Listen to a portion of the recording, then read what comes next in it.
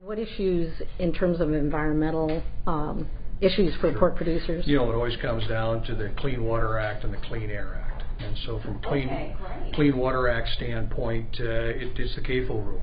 And the biggest news in the CAFO rule would be that, you know, we won the court case in the 5th District of New Orleans to say that, you know, if we don't discharge, we don't need to have an NPDES permit, which is a great victory for us in our mind.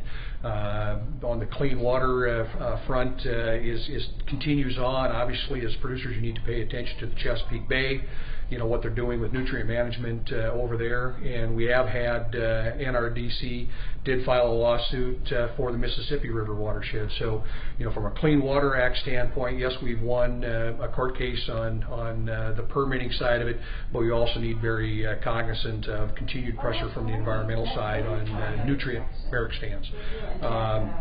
From the air side, clean air side, obviously we've had the NOM study, the National Air Emission Study, that is in EPA.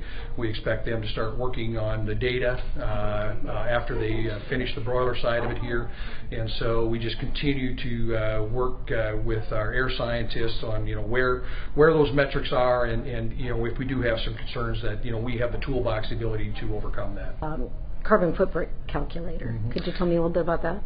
On the National Pork Board side, it's been a long effort, over 3 years from a producer standpoint, from when we first started rolling the idea around. And really the main impetus that we started on that with was, how do we help producers identify the hot spots of energy use, and so that they can look at where that is and to know that, you know, actually by reducing energy costs to reduce cost of production. That was really the impetus of putting together the carbon footprint calculator.